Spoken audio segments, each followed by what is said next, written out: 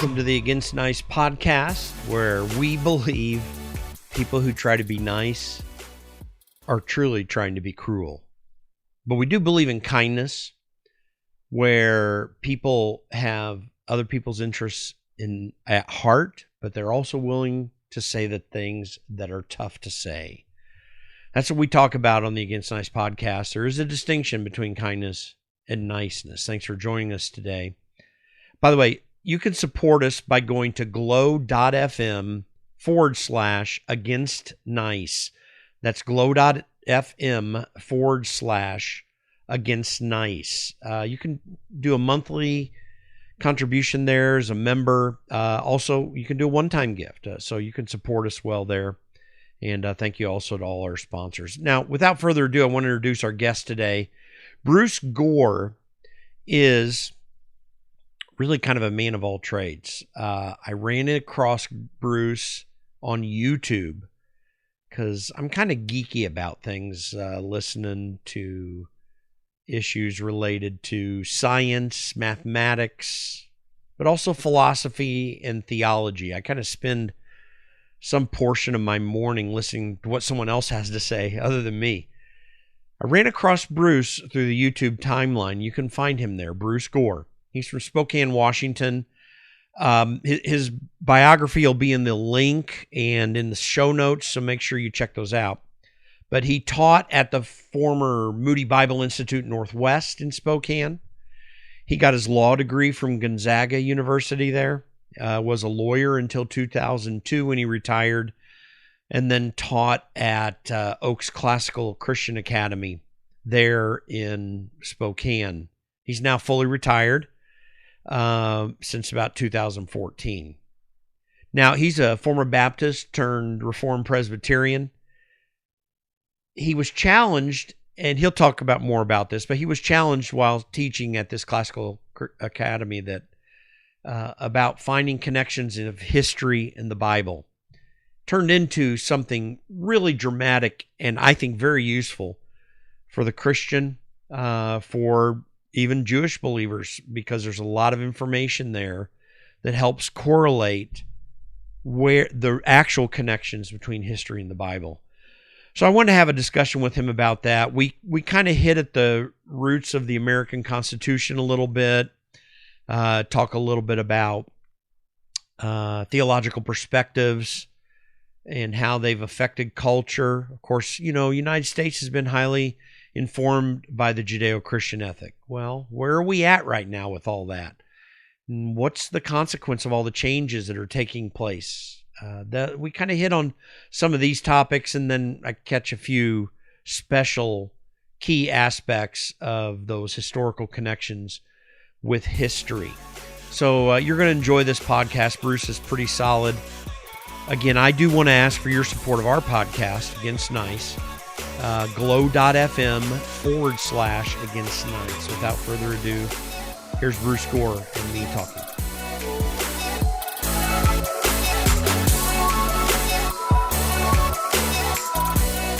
All right, I want to welcome everyone to the podcast today. We have a professor, and I'll let you clarify that as much as you want, Bruce Gore from Spokane, Washington on. Folks, I've run across Bruce's work on YouTube, and I think there's some fascinating stuff that a lot of people don't think through when it comes to how does the Bible really connect in history, and what are the implications of that knowledge? I mean, most people don't have that knowledge, and Bruce has spent a lot of time developing that knowledge, and so I wanted to bring him on the podcast today. And so welcome, Bruce. I really appreciate you taking some time. Yeah, thank you. Appreciate you having me on. You bet. Thanks. So give people a little background about you. You've got a very varied history. I think you've gone through a few different things. You've gone through a teaching career and a legal career, but give people a quick summary of who you are. Still trying to figure out what I'm going to be when I grow up, Yeah, so, exactly. At 75 years old, I figure I better settle down and do something here. But that's right. Yeah, when I first got out of college, it was in the early 70s, and I was a newsman for a while. So I was in media. ran around and interviewing people and so on. But I'd always had a kind of a side interest in Bible and teaching. I grew up in a Christian home, Baptist, in fact, and so out of college, I kind of bluffed my way into a little school that started here in Spokane called Inland Empire School of the Bible. It doesn't exist anymore. It was purchased eventually by Moody. So it was a Moody school for a while, and then it's locally owned again. But I was there for about 7 years. And that's kind of where I got it under my skin that I wanted to teach. These were post-high school kids, but most of them were new converts, just fresh off the turnip truck. This was kind of the end of the Jesus movement, so we got some of the people out of that particular culture. So it was a very interesting, kind of fun time for me. Kind of early to mid 70s, right? Correct. Yeah, this was early to mid 70s, exactly. And so what happened, oddly enough, your viewers probably are familiar with the term dispensationalism. The school was heavily committed to that particular eschatological outlook. And that was, in fact, the view I held at the time when I just got out of college. And over the course of about 7 or 8 years of teaching and being required to, I became increasingly troubled at what I viewed as so many loose ends and so much special pleading and really interpretive jumps that just I couldn't quite justify except by taking somebody's word for it, and so it was troubling, and it was kind of along the way. You know the name RC Sproul, I suppose. Of course, absolutely. About 4 or 5 years into that career at the school, I came across a couple of cassettes by him. This was way back.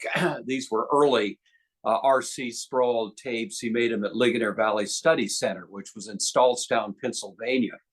So it's before they moved to Orlando. So this was kind of the early raw RC. But the guy just it was almost I would say supernatural, the way that he kind of addressed all the issues that have been troubling me so much. So in 1980, I actually resigned on good terms with the school, but I told them I just couldn't teach this view without mental reservation. And that's what they required you do. Sign every year a document, no mental reservation about pre-tribulation, premillennial, whatever, all of that stuff. And so I actually spoke at graduation that fall, or that spring, but nevertheless, that was the end of that.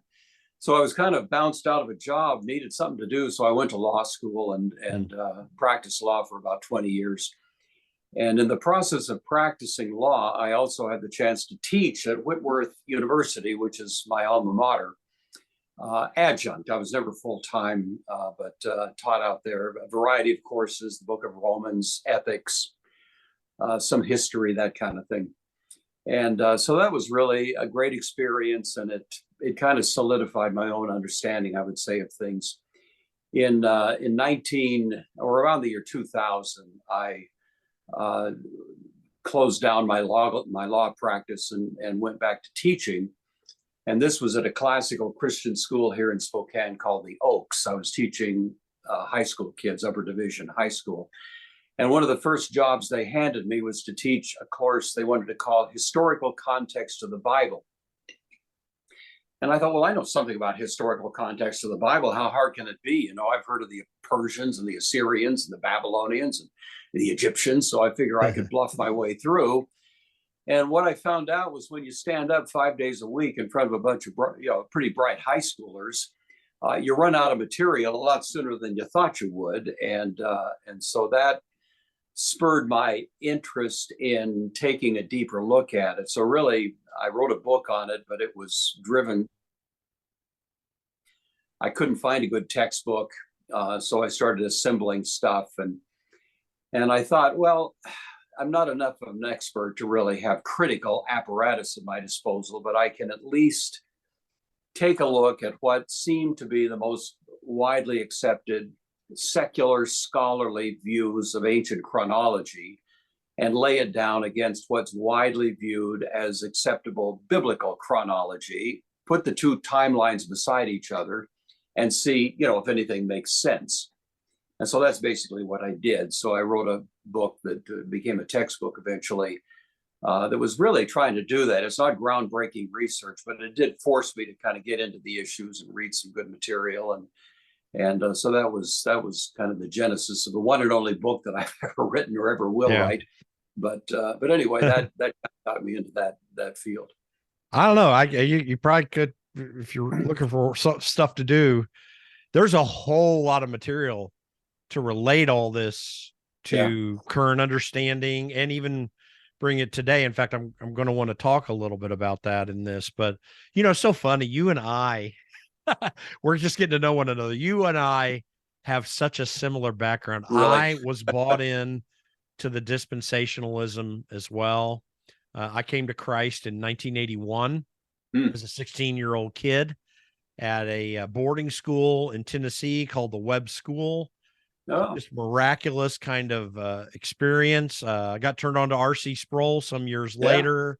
I found that I was being reformed, and oddly, it was kind of Charles Stanley's fault, even though he always was fighting against the Calvinists in the Baptist church. But because he said, well, if you're not walking in it, well, then you ain't it, and anyway, right. It's just an interesting transformation. But yeah, dispensationalism, man, I've really found it hard to force myself into this way of thinking. And even though I wouldn't say that I'd eschew everything that people say on eschatology, because I think we don't really understand what the end times are going to be precisely. There's a lot to understand, but beyond the eschatological implications of dispensationalism, all of the explanations of how we got here just really did seem. Special pleading is a very good word that you say. There's a lot of that in dispensationalism. But I think what's worse is that it causes us not to understand Scripture. Yeah. And I think for the Christian, that's the key aspect of these problems. So would you not agree with that? A lot of problems in our society right now.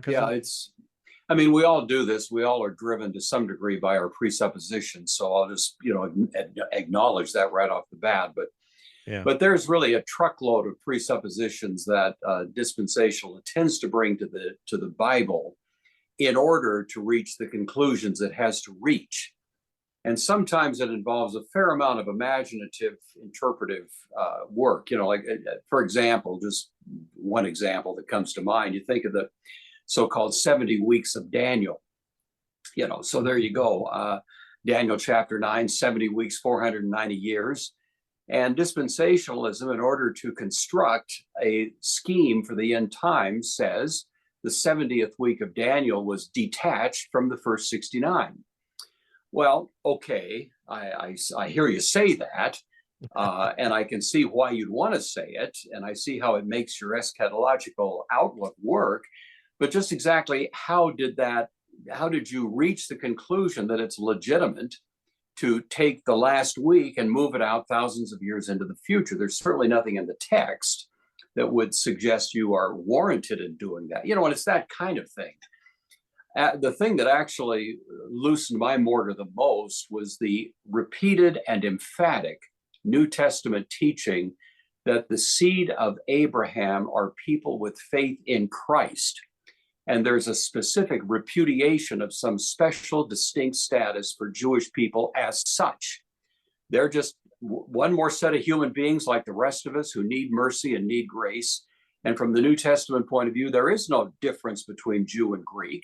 And if there is no difference between Jew and Greek, the whole substructure of dispensationalism collapses on the spot, because they maintain that there is a distinction and that God is going to return to a program oriented to ethnic Jewish people in the world. The tribulation, the millennium are all going to involve ethnic Jewish people. And you just have to say, where is that in the New Testament? If anything, it's something the New Testament specifically repudiates as a way of thinking about how God works in history. So, that was really at the heart of my problems with it. But I think there's a bunch of other issues. Now, I'll agree. I come to the Bible, I'm a Calvinist, so when I come to the Bible, I know I've got my Calvinistic lens on, but at least I try.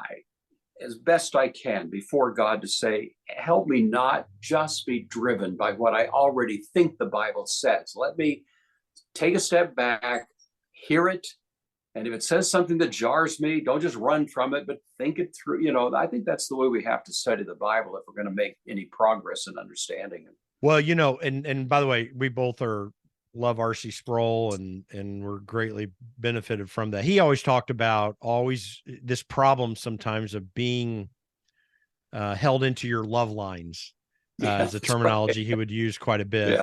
And we're not trying to come with this. I don't want to get overly philosophical for those who don't understand philosophy, but we're not trying to go to the Bible with a tabula rasa, type of approach where whatever the Bible throws at us as we're reading it is what is and how we go. No, there are some established things there, but we do have to go pulling out a lot of predefined notions that we have been taught through our love lines. And it doesn't matter if it's Reformed or Armenian or whatever perspective you come from, when you draw that in too closely, I mean, there are some established things that we know, but when you draw that in too closely, you can't make sure that you're not being conformed in that manner. That, I think, gets, by the way, let's back up for a little bit. Dispensationalism, a definition of dispensationalism. For the people who know philosophy out there, I take dispensationalism as being interestingly close to a Hegelian dialectical approach. Interesting, to history. I mean, if you really think about it, which, by the way, Marx, and I'm not saying that dispensationalists are Marxists, but Marxism takes from the Hegelian dialectic, which is this cyclical approach to history, almost a Yeatsian approach to it, the widening gyre of history that keeps, and that also, I think it takes to, and with respect to dispensationalists, many of whom I'm sure love Christ and want to expand the gospel. But I think that they take with a very worldly perspective of how history goes about. So give people a definition of dispensationalism, just for those who may not have approached it, at least by that name. Yeah, that is a great question, and a little bit more complex than a person might suspect, because it has evolved profoundly over the years.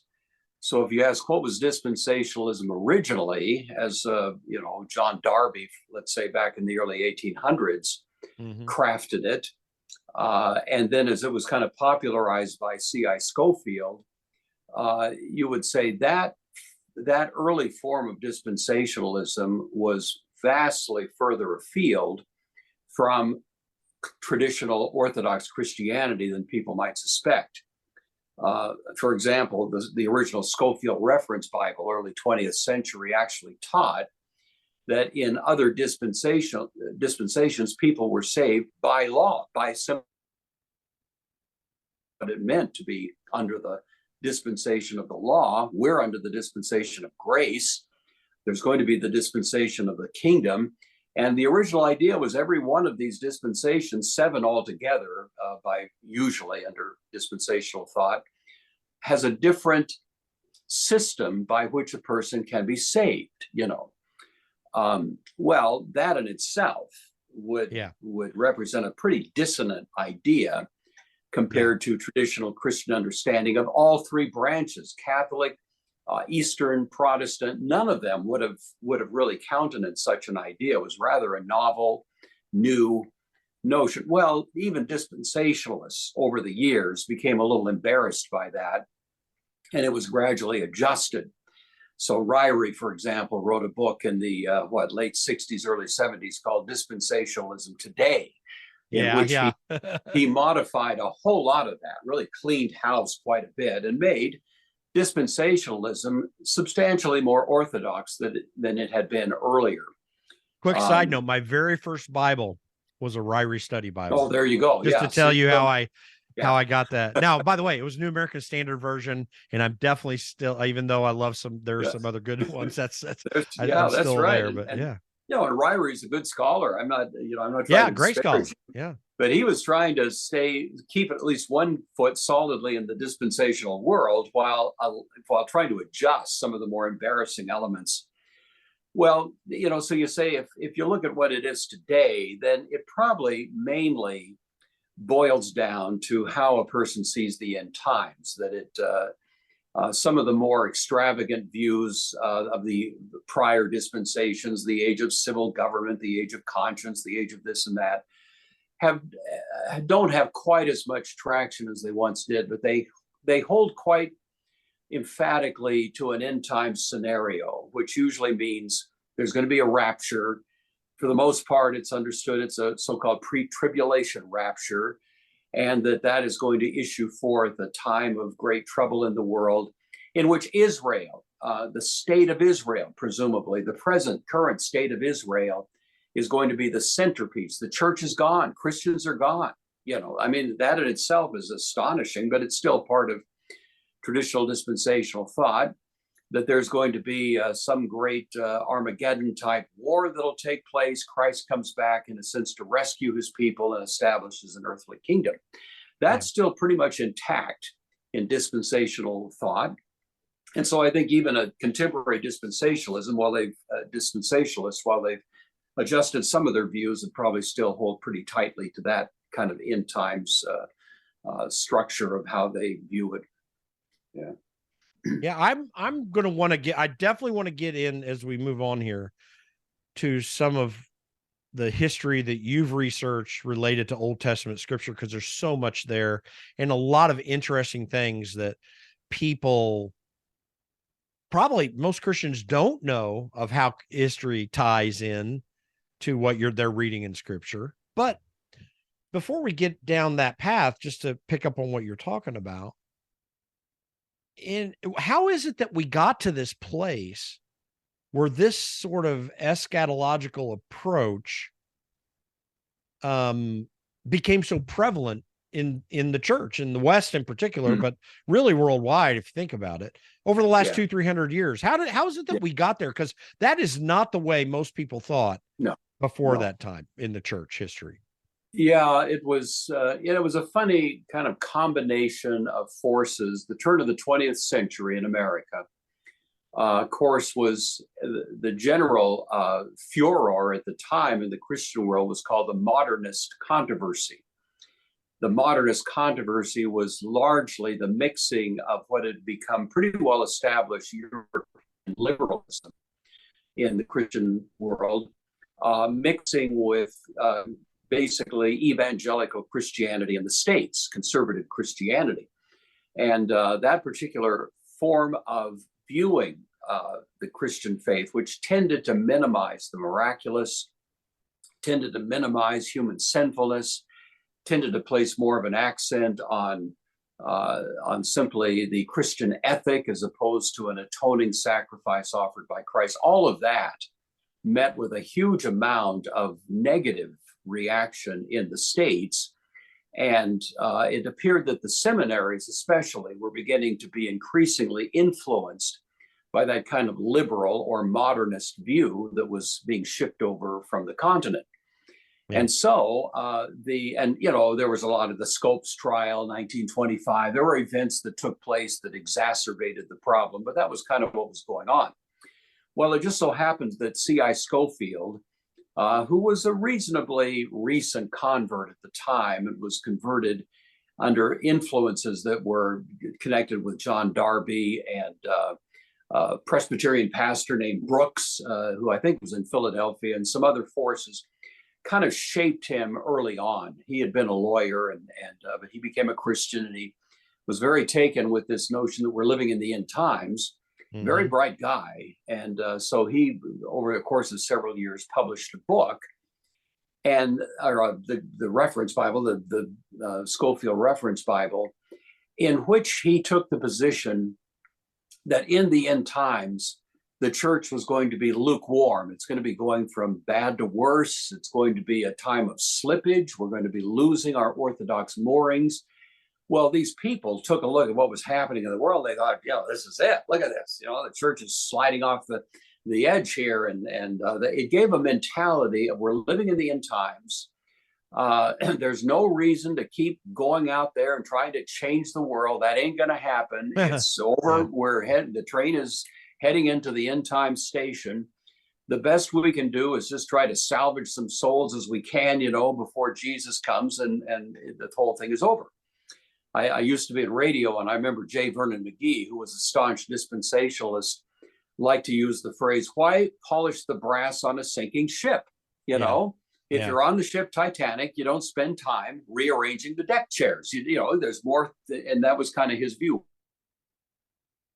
Politics, why go out and try to be involved in the long-term investment of time and money, because we know we're not going to be here that much longer. And so I think that kind of captured the evangelical imagination. It's the end times. We need to withdraw from political and other, involvements in the world, kind of have a fortress mentality and pray and sing hymns and wait for Jesus to come back and do some evangelism, but nothing that really speaks to the broader implementation of the wider effects of the gospel in the world. And so I think that unfortunately it sort of marginalized evangelical Christians just at a time when that kind of liberal influence was beginning to infiltrate the culture.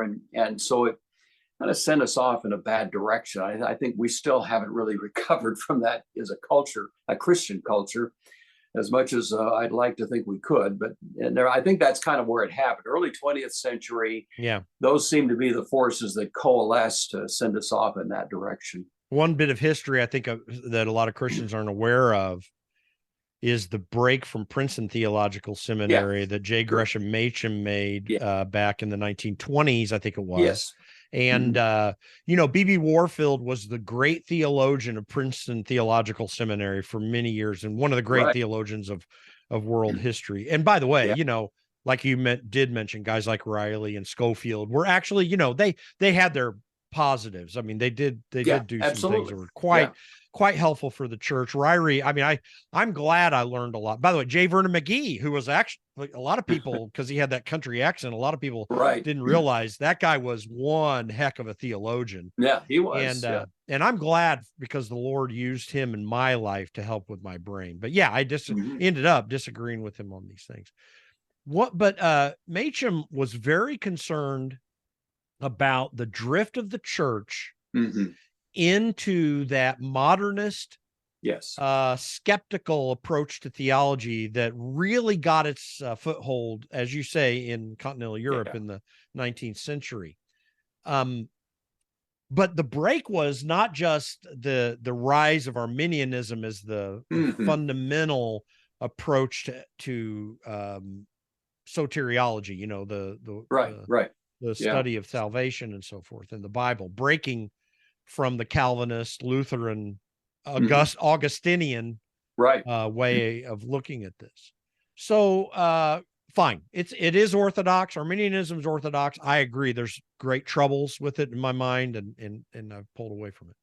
But that's become the dominant thinking. But Machen wasn't only concerned about that. He was concerned about the church breaking from its moorings of affecting the culture. I think, and you do a whole lot, which we're not going to talk much about now, and hopefully we can do a future broadcast to do so. You do a large series about American history, and how particularly the Presbyterian church, but really the church in general, had its influence in American culture. There was a time when the church believed that we must be deeply part of culture.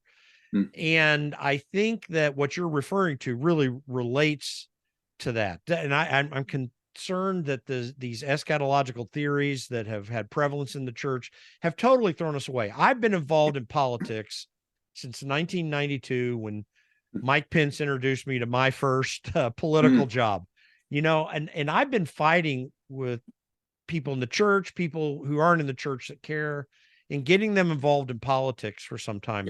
I think it's for want of good people being involved that we're seeing these breakdowns that we're having right now. What you're talking about is the core of that problem in my mind. Why is that such a threat? How is it that we got there beyond the fact that we allowed this eschatological thinking, this end times falsehood, to come into the American mind? beyond that, how have we got here? What do we need to do to get out of that? Maybe what should Two different Christians even questions. understand? Yeah, this is a good question. You know, I think that there's a bit of an irony. I can't remember the whole cycle here. There was a fellow named Alexander Tyler, you know that name, and he was a historian. He lived about the time of the American Revolution, but he wrote a book which was analyzing history generally to his time, and he said most great civilizations go through a 200-year cycle in which they begin in slavery. Slavery produces courage. Courage produces noble deeds. I can't remember the whole thing, but anyway, the point is, after a while, you get prosperity. The prosperity tends to engender laziness, and the laziness tends to wind up going back into slavery. You know, and you can almost see that cycle in American history. We inherited a huge amount of the positive benefits of hardworking Puritan theology, and it developed a kind of work ethic in America that certainly is a good thing. And you know, we think about American ingenuity and all of that. That's all kind of that Americana culture, which, if you know, if a person's honest, you have to trace it back to that Puritan work ethic and so on. Well, the problem is that works well for the first, second generation, but by the third generation, people are getting pretty much accustomed to living the good life.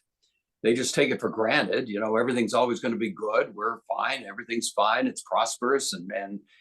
And when we lose track of the fact that these blessings are coming as a result of a responsible obedience to God's way of doing life, when we lose sight of that, then we are opening the door to the dark forces of hellish spirits, you might say, you know, reaching into our culture. And we find out eventually, but usually too late, that nice order not to be taken for granted. It's like Ronald Reagan said, we're never more than one generation away from losing our freedoms. It's a constant vigilance that's required, especially of Christian people, to realize that we're always kind of right at the edge, and we have to keep our focus intact. And if we don't, we're likely to lose. I think what we've seen in the last few years in American culture is a testament to how desperately we need the gospel. Because when you eject the gospel from a culture, darkness comes in. People start throwing Molotov cocktails at others, and you see violence, gratuitous, horrible behavior. You would never expect it in the United States, and there it is happening. Shootings, all of this, and people are astonished, but they shouldn't be. The reason we haven't had it as much as we have lately is because we've had a more conspicuous presence of the gospel in the public square, and we've kind of lost it. So we're reaping the results of our negligence. I think even as Christians, we have to say we've been a little bit negligent in really doing the courageous thing and keeping the gospel out there, not just in church, but in the public square, not being embarrassed at the name of Jesus, and not being embarrassed to remind people of the ethic that he calls us to. And when we neglect all of that, we're going to reap a harvest. Yeah, it seems that is our biggest problem right now. I am quite frustrated by the fact that Christians have refused to be a part of the answer. And they've sat by the side, and of course this dispensationalist approach to the end times is part of it. It's not everything, but it is part of it.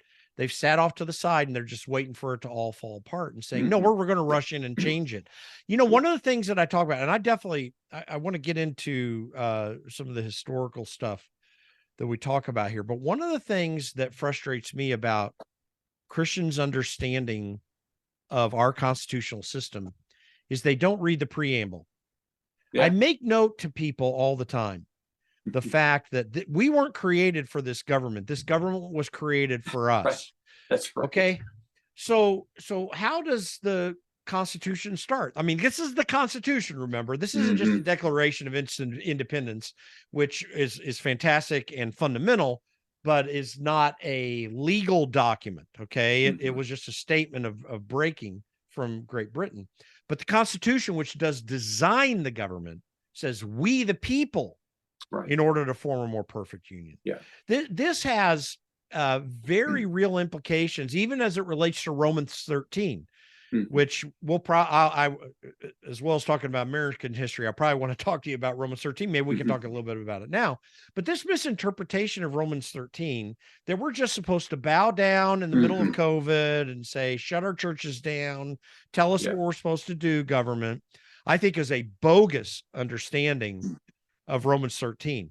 And more to the point, and this may or may not be true, I'm not a theologian, but if you ask me, we the people means we're the magistrates. That's what Romans 13 says, to go with the magistrate. Well, maybe we're the magistrates since we tell the government what to do. But even if we don't go that far, and I still think through that, the reality is the government is responsible to us. We are the sovereigns. Yeah. For good or for bad, we're the sovereigns according to the Constitution. And Christians in particular should reassert that. So when we see these politicians, Democrat or Republican, doing what they're doing, we should be looking at them. One other thing, having worked in Congress for 2 different congressmen for 8 years, knowing most of these people, you realize, especially when it comes to Romans 13 and that word magistrate, be subject to the magistrates. Well, no legislator is a magistrate. They just make the laws. The magistrate is the one that says what the laws are doing. And in my opinion, I tell people all the time, you deserve to give congressman or any other elected legislator no more respect than you would give any human being. And you should give them the respect of a human being, but you should never respect them in the way that Romans 13 is talking about. You should get in their faces and say, you're doing what's wrong. This is what the Constitution says. Do you agree with me in this assessment? Does this seem to kind of play into what you're saying in any way? I'm just curious. Well, it's it's interesting that that was the most lively debate, I suppose, in the run up to the American Revolution. You had Christian people sharply divided in the colonies between those two schools of thought. Yeah. On the one hand, you had people who were saying, hey, the king is the king, read Romans 13. What part of that don't you get? He's the king. You're supposed to submit, and end of conversation. And then people like Sam Adams and a lot of others were saying, hold the phone. There are unalienable rights. God has created us. And though we, and it's very much to your point, we, the people, create government as a matter of convenience for us. We all come into this world, in what's the so-called state of nature. We all come into this world equal, where nobody is born automatically with some sort of superior status. They may claim it. Somebody may claim to be an aristocrat or a nobleman, but the fact is, before God, we all come into this world with equal dignity, equal freedom, and then I say, well, as a matter of convenience, in order to make sure I can enjoy my freedom, let's, we the people, create an apparatus which has the responsibility to guard this, which are our inalienable rights from God, to secure those rights so that I can enjoy them without stressing out night and day, or constantly having to preoccupy myself with defending myself. Let's have a police force, or let's have whatever. And so the legitimacy of government depends pretty heavily on a recognition that government is here for me, not I'm here for it. And I do think Romans 13 has been read somewhat extravagantly to argue that we are more on the line of subjects than those who have been brought into this world by God, and we have a reciprocal duty to the government to support it, but only so far as it doesn't start trampling on God-given rights, and at that point they become illegitimate. Yeah. So it's not an easy needle to thread, but at the same time, in principle, I think there's been a pretty significant misunderstanding of what Romans 13 is calling us to do. And there have been interpretations. I have group of friends. One of them is a professor at Indiana University, a tenured professor there, goes to my church. And then another one is a friend of mine who's run for political office as a libertarian many times, by the way, here in Indiana. We were talking recently about that interpretation, and the professor friend says to me, he had heard something. What did I think? I've heard very strained, extravagant interpretations of Romans 13 where we just roll over everybody. I think that there's a serious matter there. By the way, it sounds like you and I are a little closer in our interpretation. RC Sproul was somewhat restrictive in his interpretation of Romans 13. And I think that's an important, by the way, perspective to hear. And God forbid, I don't know how to, go against RC Sproul, who was one of the greatest theologians of the 20th century. He never said it, but he was. Right. But nonetheless, I think you can go way off the deep end in your interpretation as well, too. But my basic problem, and we're going to get there, by the way, because there's so much in history that you have talked about. We want to talk about your book, and we're going to get into some Old Testament connections into your book as well, too. But as we're rolling there briefly, so one of my problems, though, with this strict interpretation of Romans 13 is that until 2018, when I left Congress, I knew very well, or was acquainted with, every congressman who claimed to be a Christian, Protestant or Catholic too, by the way. And I worked for one who was a Catholic, who's a dear friend of mine still to this day. But here's what I noticed. About 80% of them, I say, vote like Satan. Now, I hate to be so harsh, but I'm going to explain why. Because they're all antinomians. Why do I say that? Because none of them, and antinomianism is against law. That's goes into the Greek root words. The concept of antinomianism is against law, whereas law is not fundamental. When you get into Old Testament scripture, you recognize how serious God is about law, in his holiness and his demand of righteousness of Israel in particular at that time. Now, if someone is a Christian and really believes in the Bible, then they should recognize how serious God is about truth, about righteousness, and about law. And we've got that Constitution sitting out there, and we spend 70 to 80% of our money in our federal budget outside Article 1, Section 8 restrictions. That's a long discussion. But nonetheless, that Christians, and by the way, there are political realities to how we got as far as we are and how you draw that back. You can't, bite off the elephant in one chew. I grant that. But nonetheless, you should be darn serious about it. And most of them aren't.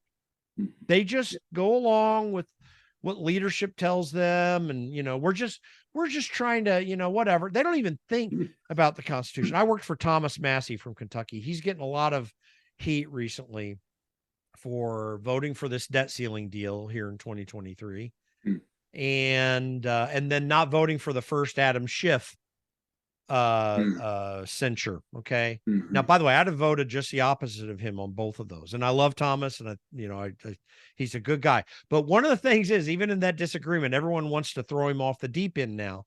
But I tell people all the time, listen, all those people that voted the way you liked, most of them don't read the Constitution at all, much less every day like Thomas does.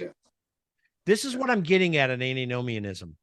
If you're not serious about the law that's in front of you, how can you say you're even serious about God's law if you claim Christ? This is a serious issue. Christians can really have a massive influence on culture if they're willing to assert it, it seems to me. Yeah. And the fact is, there are enough Christians in this culture that it could virtually be transformed overnight. Right. When you think about the disproportionate influence that, say, woke culture is having, you think, if hell can exercise that much influence, then how much more could the rule of Christ exercise influence? if God's people just stepped up and had the courage to stand out in the public square and speak the truth of Christ. But it's tough to do. You know, it can be very expensive to do. I think we've seen enough well-planned strategic arrests and abuses of people in the last few years to know that it is not exactly a Sunday school picnic. If you're going to go out there and be a courageous Christian, there's a price tag attached to that sometimes that can be pretty significant. So I can appreciate why people are less than enthusiastic about that. But there's a lot at stake. I've was very impressed studying more closely the founding era, and these people, they weren't all card-carrying Puritans or Calvinists in the narrow sense, but they were all heirs of a certain heritage that came especially out of the Reformed wing of the Protestant Reformation, and that was the culture of the day. And it did engender a fair amount of hostility to government abuse. Right. And that was really the birth pangs of this nation, and we've wandered a ways away from that, and I think very much at our peril. I don't know if we're going to get it back or not. Who knows? But I hope that we'll see. And another, one of the things that I did a short series, you mentioned it, called Presbyterians in the American Revolution. Not really distinctly focused on the Presbyterians, but I happen to be one, so I just use that as a convenient title. But one of the most powerful influences, of course, running up to the Revolution, was the preaching of George Whitfield, who was himself an Anglican, but an astonishing evangelist, and he really galvanized a sort of self-image in the colonies of something very different from simply 13 disparate colonies over here. And so I'll tell you, I pray every day for God to raise up another George Whitfield. I mean, somebody that's bigger than life, somebody that speaks, words of courage to power and forces a hearing.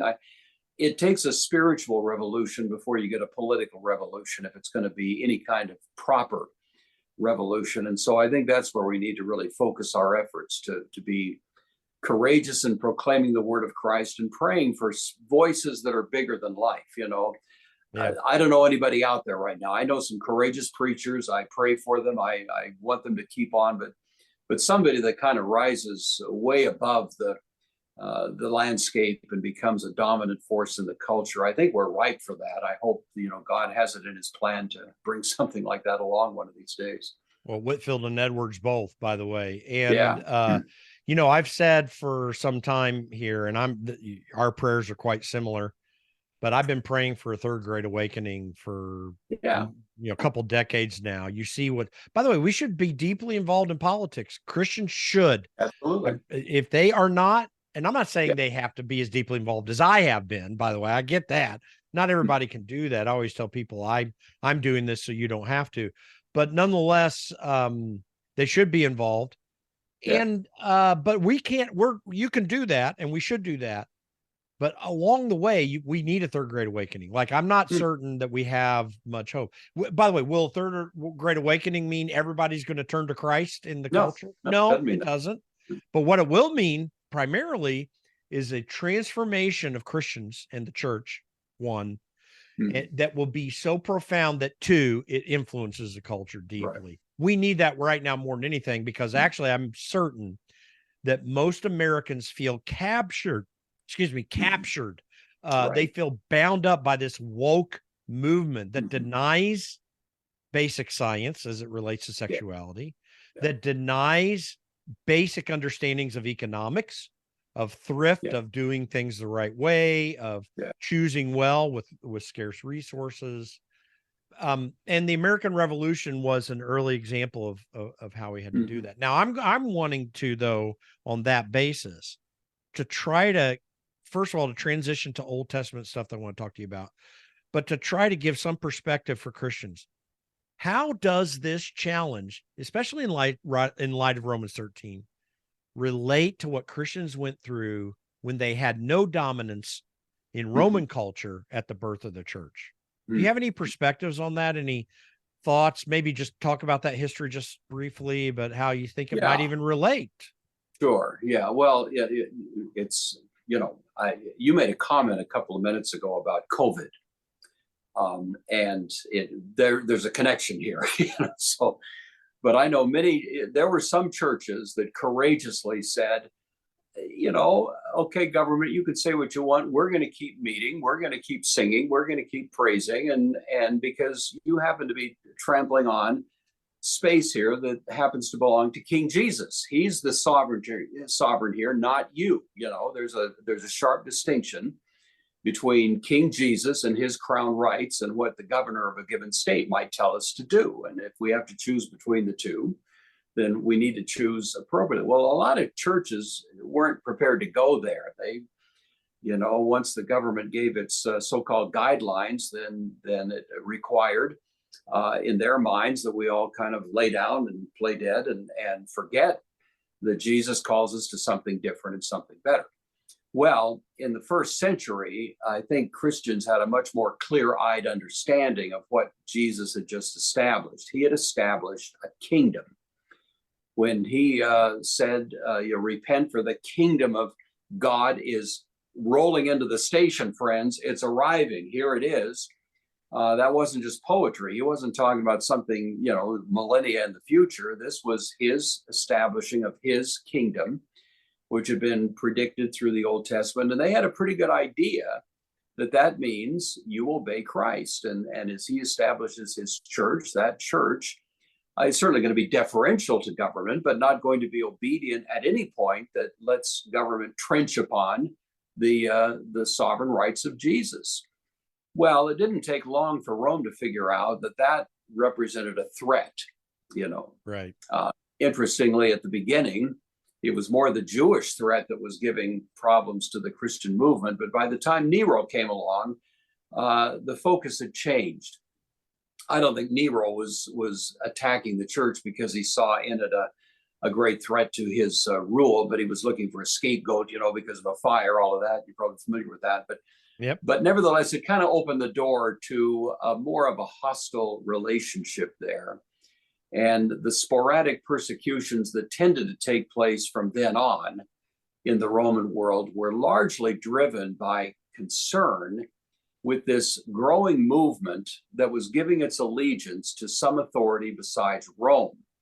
They didn't mind if you had your private deity. Okay, fine, but if you're going to start giving ultimate allegiance to something besides Rome, Houston, we have a problem, kind of thing. Mm-hmm. And I think that's what began to hit the psyche of people like Marcus Aurelius and Antoninus Pius and some of these mid-2nd century Roman rulers who were really viewing the Christian movement, oddly, as a political threat, not just a religious dissent, but an actual political threat to their well-being.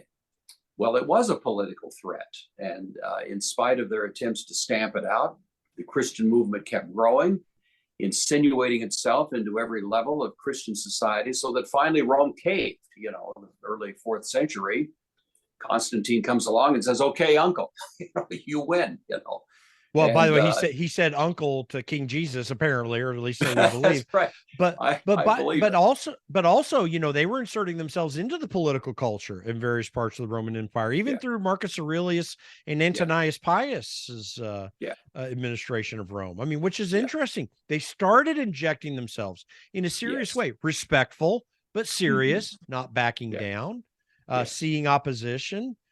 So how does that relate to what the Christian ought to be thinking about today? Because I'm convinced there aren't too many Christians like me that are willing to wade into that debate and be attacked. I mean, one of these days you could do some searches on me, Bruce, and you'll see how much I get attacked in the media, particularly in Colorado, where I was. But that kind of willingness to work through that is not prevalent in my mind in Christian culture right now. Yeah, no, it isn't. And I tell you, I don't have an easy answer. I mean, you're doing what you can. I do what I can. You have to work with what you got. I've got certain gifts. You've got certain gifts. Every Christian has a gift set. And you have to ask Jesus, okay, how can I use the resources you've entrusted to me to make a difference, not just in my home, my family, whatever, but in this world that you've planted me in right now. And it's going to be a different answer for every person that comes along. Yeah. But there's certainly a place for Christian people to be prepared to say foul ball. It's like, God invests authority in the people, and we, the people, create government, and to insist that the government that we've created provide answers to us for its conduct. That's just part and parcel of what it is to be a decent citizen. If we do anything less than that, then we're really falling short of our fiduciary obligation as as citizens of a country. The difficulty is we've been negligent for so long, Jeff, that there's a huge amount of power that's become concentrated in a relatively small number of people. We are living in a true oligarchy right now, with a little bit of democratic window dressing.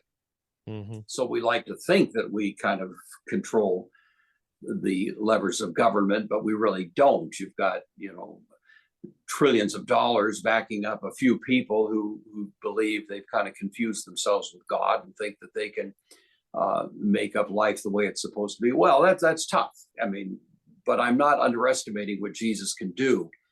The kings of the world take their stand against the Lord and against his anointed, but the one who sits in heaven scoffs. Well, in some ways, we Christians need to join him in scoffing a bit, but not walk away from the fight, go out there and wage the battle.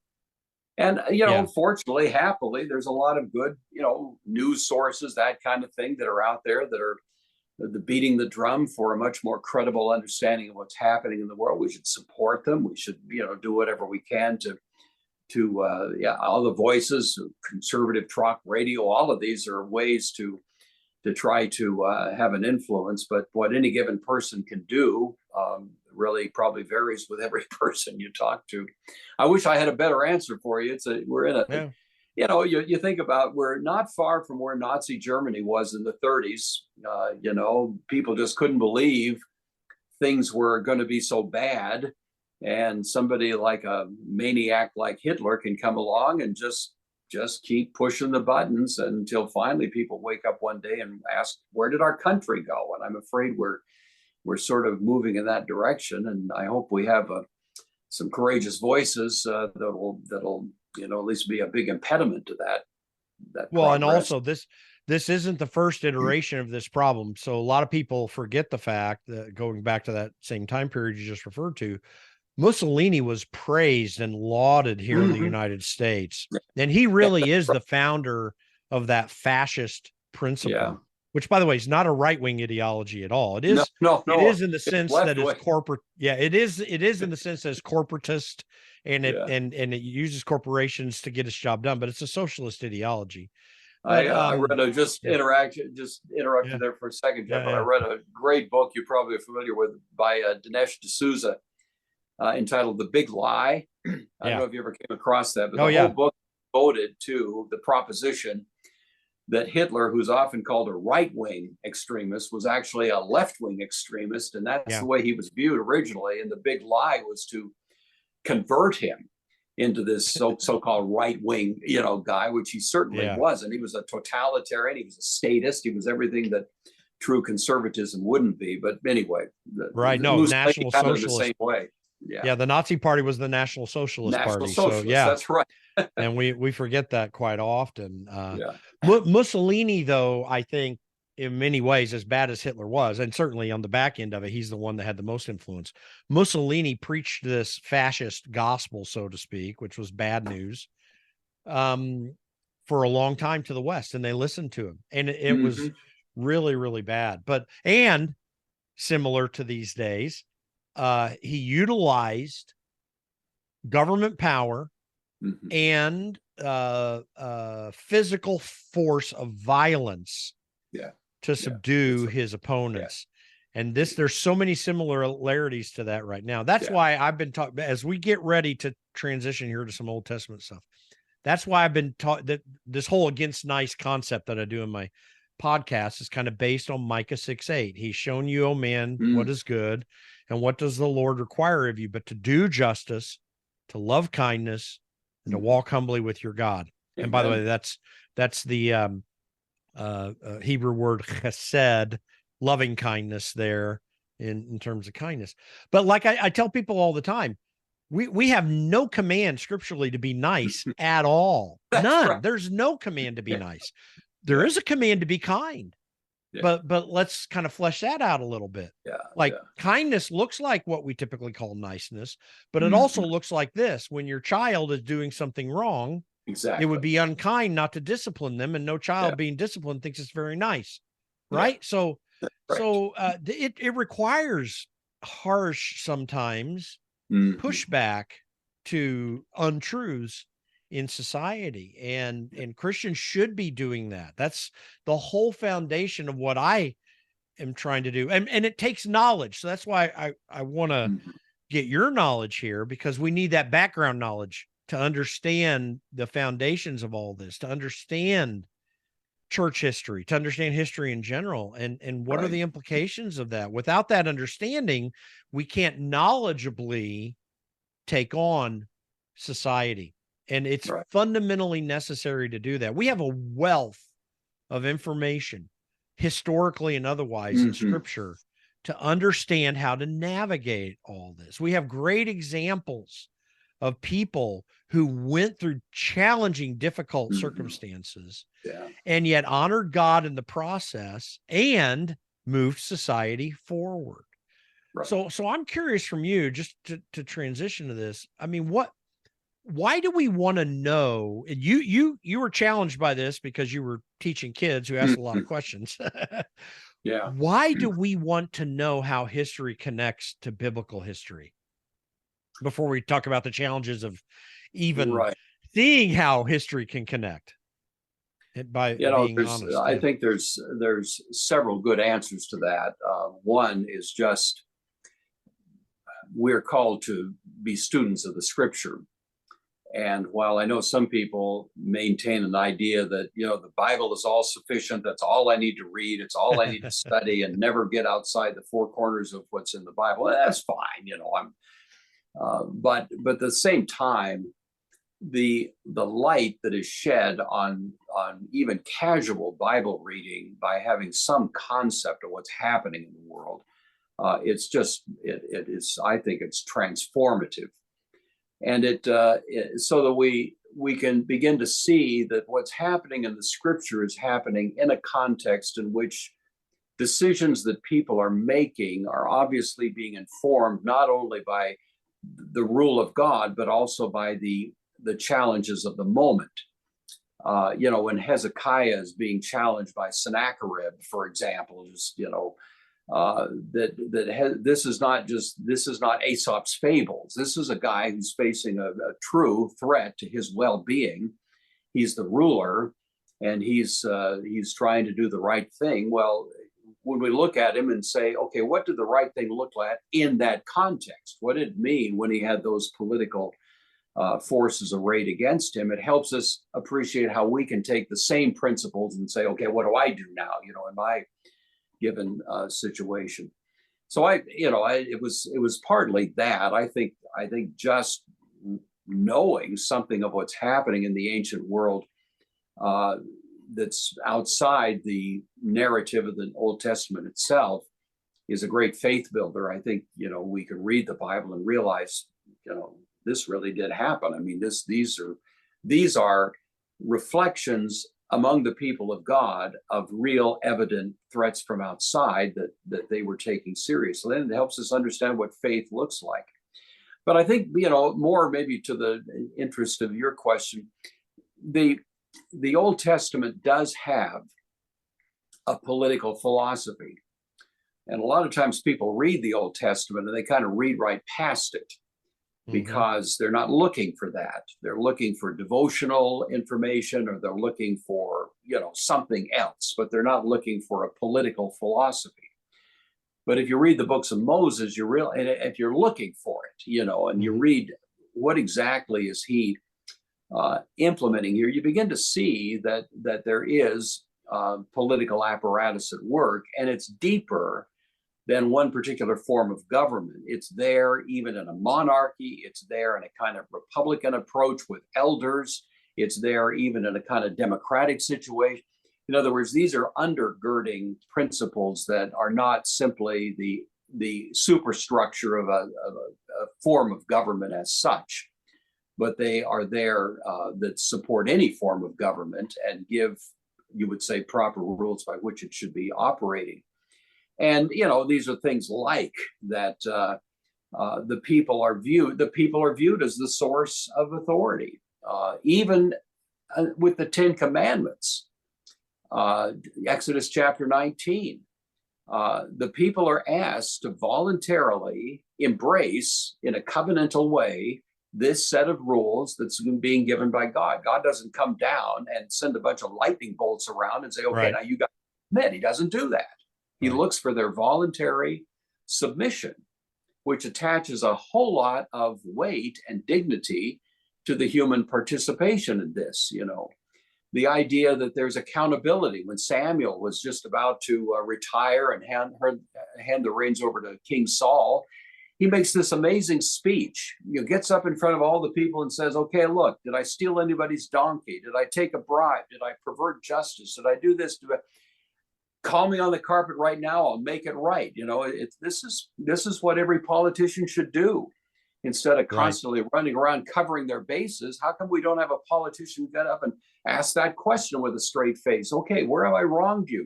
And that idea that people hold politicians accountable because they are our servants is kind of taken for granted, in the biblical narrative. The idea that regardless of the form of government, there were elders.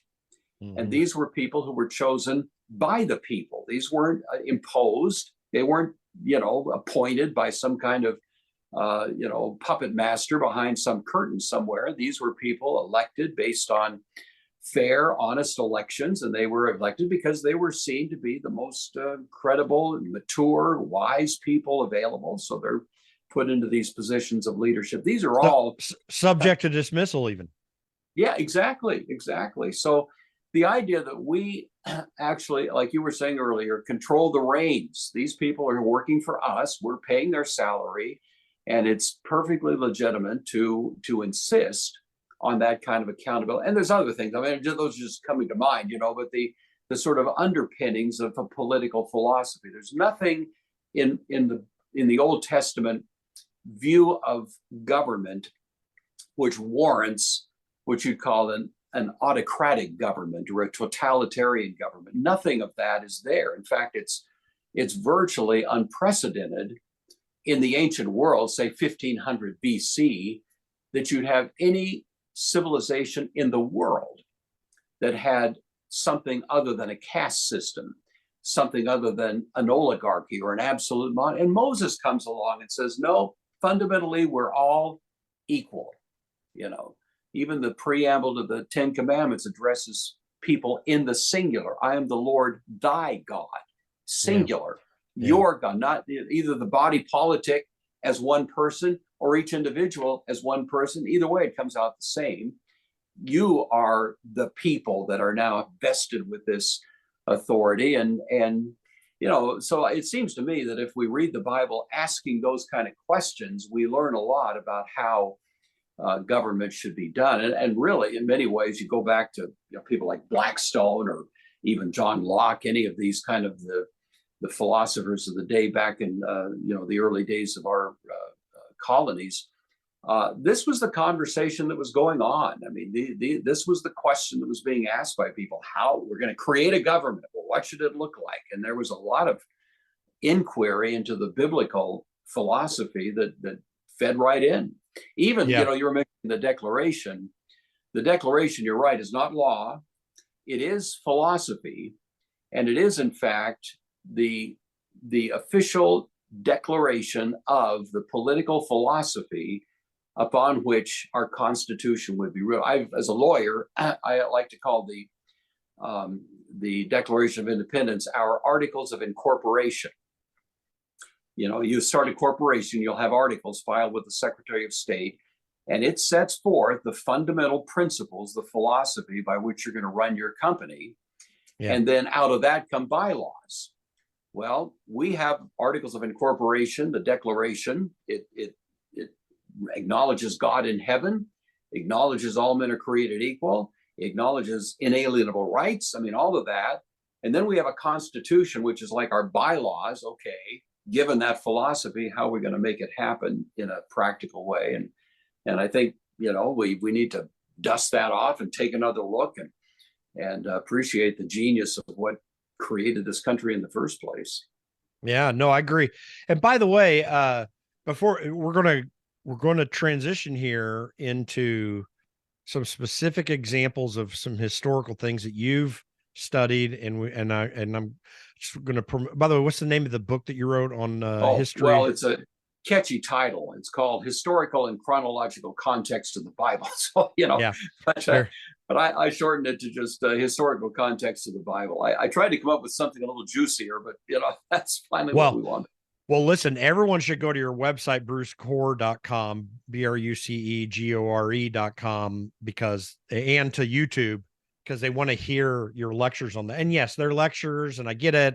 Folks, you'll be fascinated because you probably have never even thought about all this stuff before, and you need to, and you'll be amazed at how you see the Bible connecting. And by the way, you're very honest about times when you're speculating, when you're arguing from where we don't know for certain, but it seems to line up, all the way to, no, this is a specific reference that specifically connects there. But so back to political philosophy in the Old Testament, what I tell people, and I am willing to call myself a Christian libertarian, not because I like the Libertarian Party. In fact, I say the Libertarian Party basically runs in the manner that their philosophy is, if we can make prostitution and drugs legal, we'll all be free. I mean, that's kind of how the Libertarian Party often acts. Right. Although there are good people there in that organization, and I know them, but there are many of them that have that idea. That's not what I'm talking about. I am talking about freedom, the ability for every person to make their choices and to reap all the good benefits of good choices, and also to reap all the negative benefits of their bad choices, because that's how you balance out. People will be more cautious and not do stupid stuff when they might pay for it. Yeah, that's right. But they should. But we don't have any envy for someone that's wealthy. Abraham was probably the wealthiest person of his day. There's no reason to envy him, because he was also a godly man, imperfect, but godly. So anyway, with that background, I have told people really very clearly, and I think this feeds off what you're saying, God's ideal form of government is such that every individual is responsible directly to him for their actions, and that there is something of a judicial system, for want of a better word, that can allow disputes to be adjudicated and resolved. And that's exactly what existed from the time of Moses through Joshua on through the Judges, even with all the imperfections of Israel that you saw through Judges, including one period where there was a person who was a king. But nonetheless, that was his plan. And then by the time we get to 1 Samuel 8, God is rebuking Israel for wanting a king. And he told them specifically what was going to be the problem with that. And Samuel, according to God's direction, laid that out very clearly in 1 Samuel 8. And those are all things that we're struggling with in our government even to this day. Does that seem fair and an accurate description? Yeah, 1 Samuel 8 has been a bit of a ticklish chapter in some people's minds, because it looks like, these people are rejecting me, and you get a very mixed review of the whole idea of having a king. And of course, the critical language there is, we want a king like the other nations.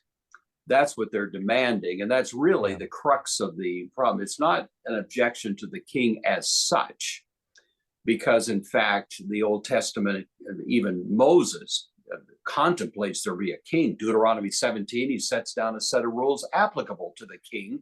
He knew there'd be a king eventually. That wasn't the issue. The issue was, what kind of king is he going to be? And the people seem to have wanted a king that looked more like kind of an absolute monarch.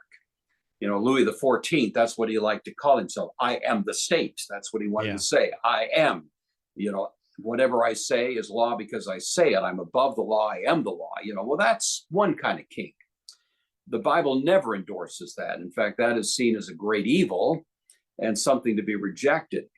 But, and so that seems to be what they were asking for, because every king of every other nation was precisely that kind of king. The Pharaoh in Egypt combined religious, political authority, the Assyrian kings, about all of them. It's not until you get to the Persians that you have it, and that's much later, that you have anything looking like a king with somewhat limited powers.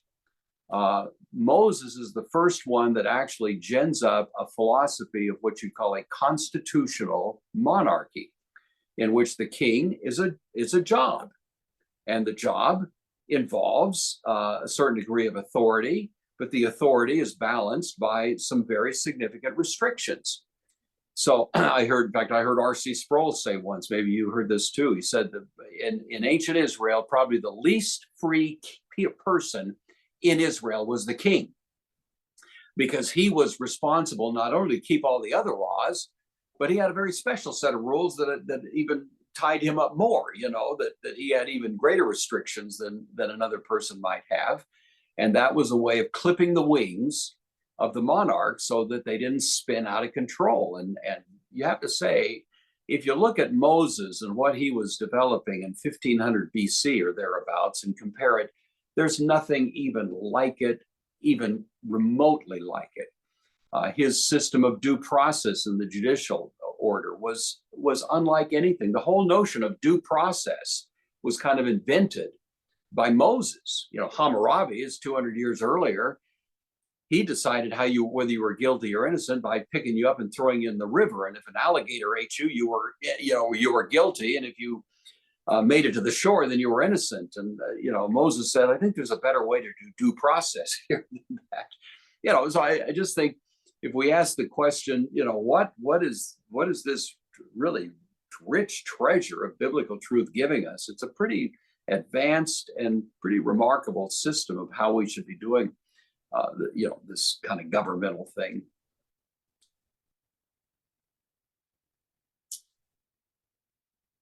Sorry about that. And to cap that, you would say it is a form of limited government. I mean, that is roughly what God wants. However we come to that. That was what was seen there. And government officials being totally subject to the people and not the other way around. And to God ultimately, but I mean through the people. Yeah. Well, so now you talked about, so this is a good transition. You just gave one, because you have a fascinating discussion in your YouTube videos, and you have your videos on your website as well too, brucegore.com. The differences between the Code of Hammurabi and the Code of the Law given through Moses. Right. Why don't you may not be able to go in deep detail there, but why don't you talk about what some of those differences are? Because that's where people get really confused. They think, he copied off of Hammurabi. And I mean, maybe there's some things that are similar enough, but he claims that it was given to him by God. So what are the differences between those two codes of law? Yeah, that's a great question. Hammurabi is usually credited as being the most advanced lawgiver, you would say, of the ancient world up to his time. And he lived in around 1700 BC, so about 200 years before Moses, Babylonian. And he is really the ruler over what was the old Babylonian Empire. There's two Babylonian eras: Neo-Babylon, which was Nebuchadnezzar, 1,000 years later, and then Hammurabi, really the main name associated with the early Babylonians. Well, he had a code that was, I think it's 282 rules, you might say, provisions of Hammurabi's code.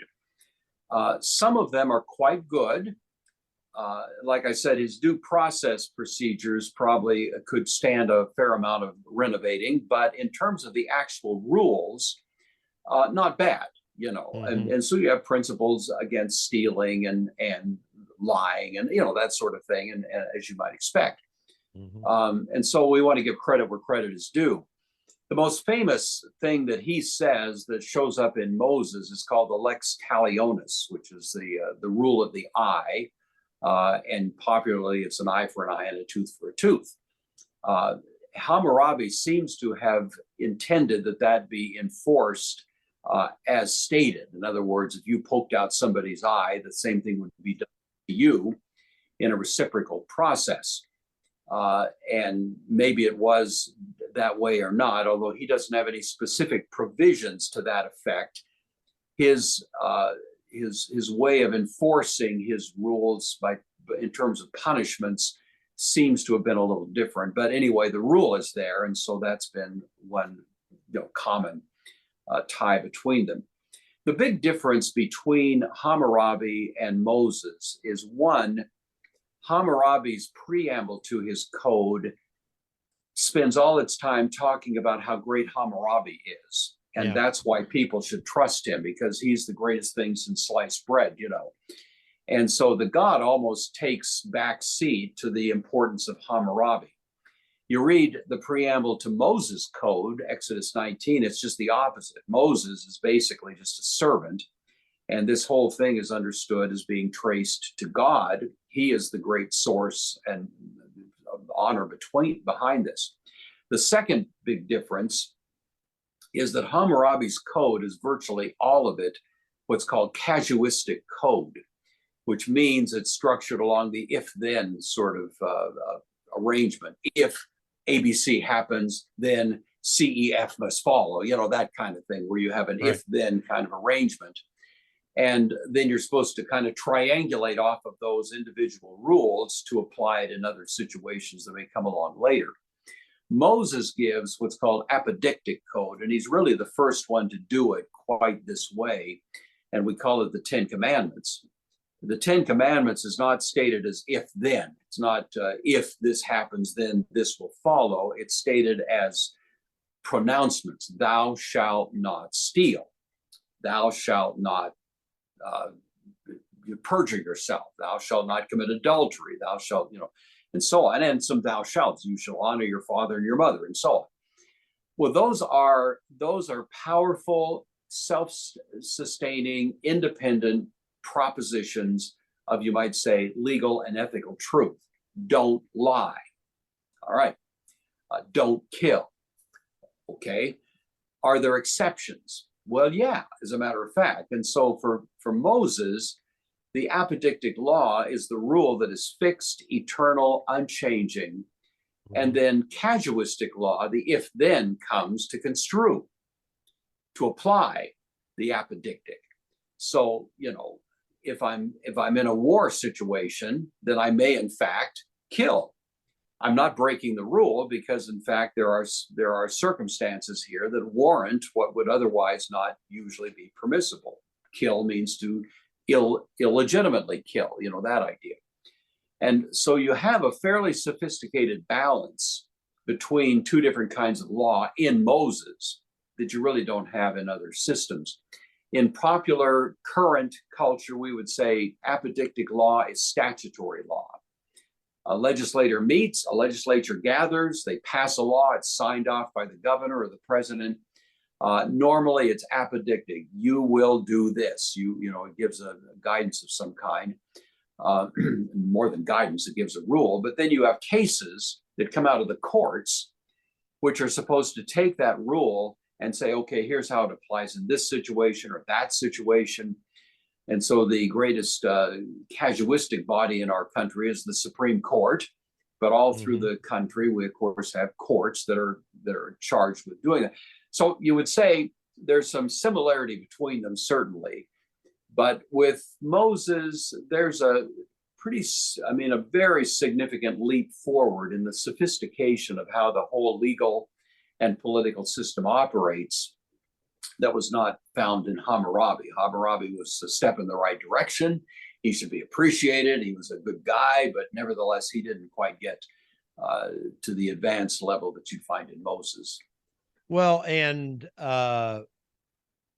it was a fundamental change. I'm curious, how do we know, based upon your studies, that Moses existed, and how does he connect into history of his time? What are some of the most interesting things that show us where Moses' impact was? And by the way, before I get to that, like a whole lot archaeologically that we know about the Old Testament did not start to emerge until the 18th and 19th century. Yeah. Is that correct? Well, as far as I know, that's right. I'm not an archaeologist, so I'm not going to get up my depth here, more than necessary. But I think you'd say in the 1800s, 19th century, there were some huge discoveries. Austin Henry Layard was an Englishman, he was like, I like to call him the 19th century version of Indiana Jones. He was out there kind of an adventurer. He discovered a ton of stuff in Iraq and in those regions that just were, very important. He was initially looking for Nineveh, right? That was his original. That's what got him out there originally, and he found Ashurbanipal's library and other things. He was quite a guy. He had a lot of adventures. Somebody should make a movie about his life sometime. But nevertheless, the question of whether Moses existed, the fact is, except for some rather subtle evidence, we don't have any evidence that Moses existed outside the Bible. As simple as that. But the evidence of the Bible has to cause everybody to take pause. There was obviously somebody along the way who was an astonishing innovator. And while some people want to say, well, it was all, 500 BC and it was all late reconstruction of this or that, and critical scholars love to try to poke holes. The fact is, the testimony of history and even the testimony of archaeology is that there was a quite advanced civilization in Palestine, what's now called Palestine in Israel, or Canaan, that certainly predates, these later hypothetical dates for all of this. And you have to say something happened. Like somebody said once, you look at the Grand Canyon, something happened here. Something, and you look at the Bible and you realize that this smacks of more than just a couple of inventive people putting together a system of how to run a government or how to run a court or something like that. I wouldn't say it's ironclad proof, but I think the evidence certainly weighs heavily in favor of the fact that there was an extraordinary intervention in human history that happened sometime along the way back in that era. There certainly was a Jewish population or a Hebrew population in Egypt. That's been verified. There was a Hebrew population in Canaan at a later time. That's been verified. And that there's enough known about it to say, there's more here than simply just some nomadic Bedouins who kind of migrated around and put up a couple of tents and called it a civilization. There's more to be said for it than that. So, I at some point you say maybe archaeology is going to give us definitive proof of some of this eventually, but for anybody that has a certain degree of balanced sympathy with the biblical testimony, you don't have to work too hard to believe. And I'm curious your thoughts here, because it's also a difference in historical transmission. So most of the historical evidence and transmission of history that we have, as you point out rightly in your lectures, prior to Herodotus, which is the father of history, was real. It's not that it's not inaccurate or unuseful, but it certainly leaves out anything negative. That's right. And it enhances the positives. And it's usually transmitted through the for the benefit of and through the instruction of the king or leader that was involved. Whereas biblical transmission of truth, and one of the things I was listening to one of your lectures recently about Nebuchadnezzar, like the only place that we hear about Nebuchadnezzar having that 7 years off is in scripture. But we also have, as you mentioned, it is, we got to be careful with it, but it is an argument from silence, but we also don't hear anything for 7 years from Nebuchadnezzar. And so, and Nebuchadnezzar or anyone wasn't going to, or maybe he had, and after he died, no one wanted to transmit that because they appreciated him. So that whatever he might have said, someone destroyed. But the point being that it is interesting that the Old Testament survives. And I don't agree. I mean, we can have a lot of debates over when the actual writings first showed up and all these this was in 500 BC and they reconstructed blah, blah, blah, blah, blah. Okay. That's a long discussion and it's an important one, but it's a long and sometimes precarious one. But the fact is it did transmit that way. And with that kind of information, and it was not a culture, and I think we have maybe historical indications of this, but it was not a culture that was trying to applaud itself. No. It was a culture, negative as it could have been, that felt itself submitted to God. Am I misrepresenting that? No, you're exactly right, and it is in fact another anomaly, you could say, of ancient Hebrew writings, regardless of when it was written. I don't know. You know the name Vishal Mangalwadi? Do you know that name? Yeah. Yes. He's probably the leading Christian intellectual, in India. Grew up in a Hindu background. I think he went to Oxford and came to faith at some point along the way.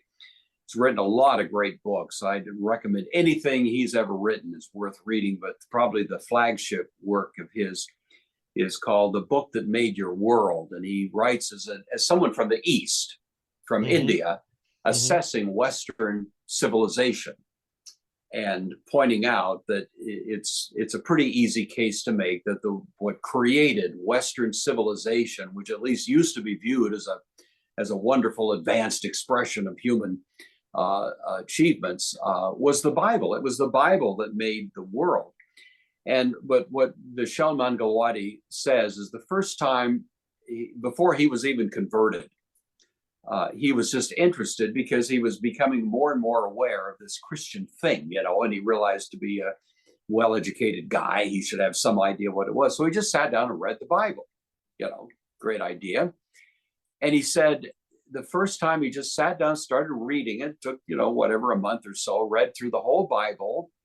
He said the thing that astonished him was he had never read a book that was so anti-Semitic as the Old Testament Hebrew scriptures. He said, you read the Assyrians, you read the Persians, you read the Egyptians, you read the Babylonians, you read all these guys. All they do is talk about how wonderful they are.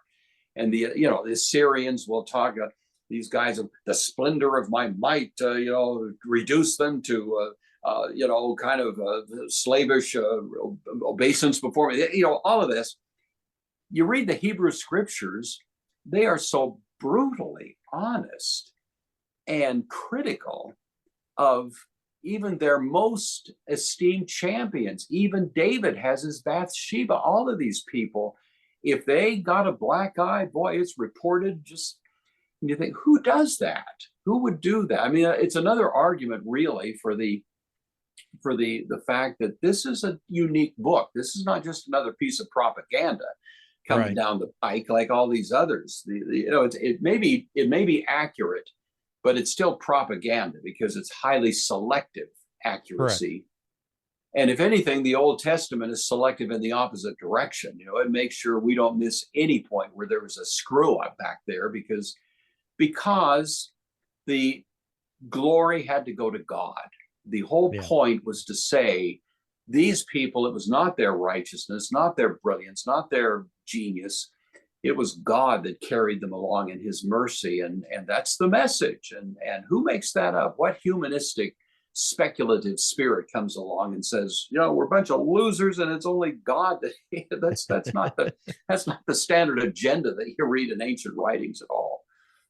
Well, and by the way, one of the claims that's out there, if anyone goes on YouTube and you'll see certain videos talking about, Israel was really not a monotheistic culture that happened later, blah, blah, blah.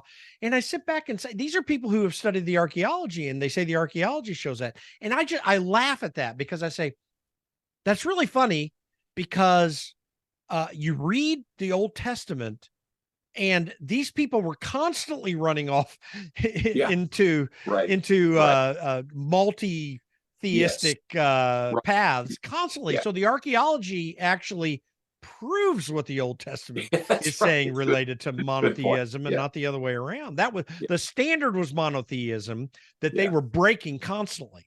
Yeah, exactly. It's a good point. Absolutely. Well, so okay, so and I appreciate you taking time with me, and I want to get some other trinkets. So everyone should go to brucegore.com, and look for him on YouTube, because you want to learn a lot about the historical perspective of the Bible. It will enlighten you. It will help you figure out things that you had never thought of before. And it's not going to change your view of scripture, of God's providence. It's just going to enhance it all. And that is very, very much worth that. I want to ask you a few questions then about some other areas that I've listened to you talk about, Okay. that I think could be really enlightening. I want to hit on right now Nebuchadnezzar and Cyrus the Great. Now, so those are two different things, although Right. very close historically to Yes. one another. But let's talk about Nebuchadnezzar. I touched on it earlier. Tell some really interesting historical facts about Nebuchadnezzar that the average person reading scripture might not know about, but were all incredibly significant to what they're reading. Yeah, well, that's a pretty broad question there, so I'm not quite Pick sure the best ones. if Yeah, of you're course it fishing or is. Yeah. something. Yeah. You know, Nebuchadnezzar is usually remembered as the greatest king. His father was Nebuchadnezzar, who was kind of the self-made. He created, you might say, the Neo-Babylonian Empire. And Nebuchadnezzar inherited that. But there are some, he, for example, wound up in a city called Carchemish, which would be in kind of North Syria, still exists to this, roughly the same name. And he was chasing the Assyrians. So his first claim to fame was, as the Assyrian empire was falling, he wasn't the king yet, he was a crown prince, but he was the commander of the armies that chased the skeleton Assyrian army off to Carchemish. And actually the Egyptians came up. Necho was the Egyptian pharaoh to rescue the Assyrians, because apparently they had cooked up some deal. That's when King Josiah of Judah was killed in the field of Megiddo.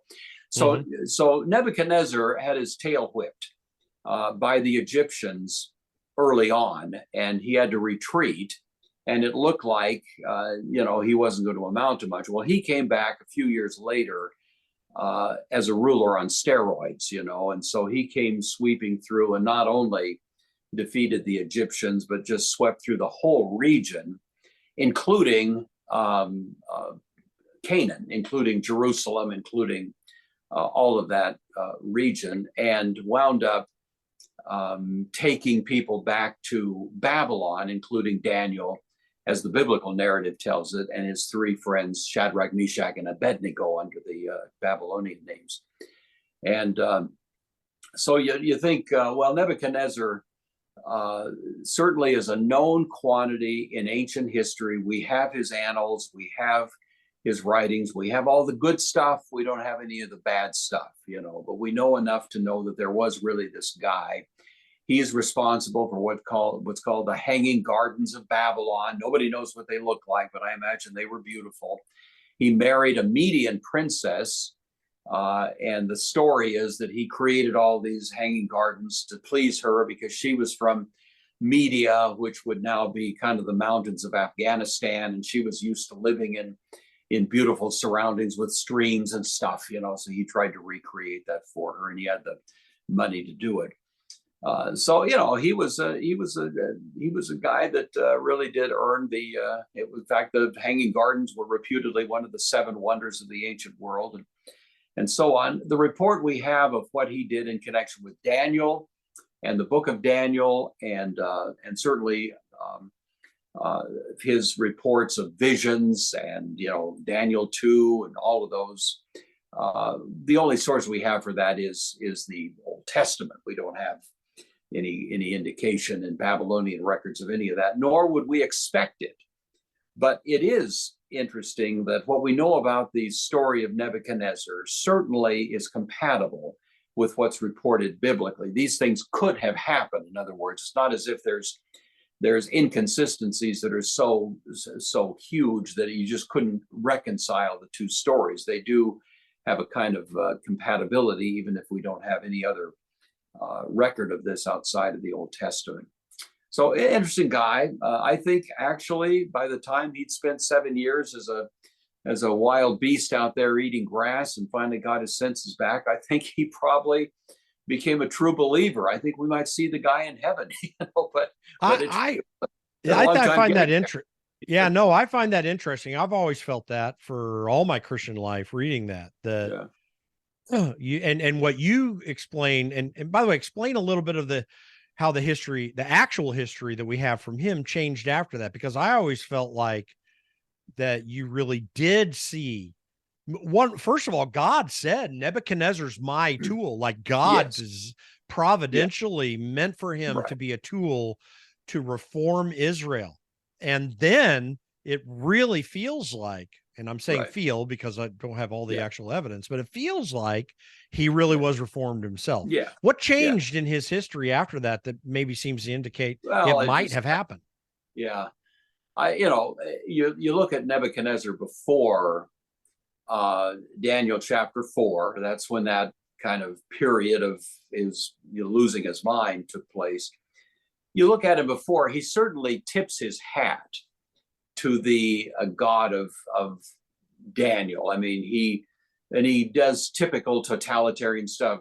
Everybody is going to respect this God or we'll burn their house down. I mean, it's that sort of, well, that's not exactly a Christian spirit, but after he comes back, as it were, from this beastly, probably 7 years or so of being just out of his tree.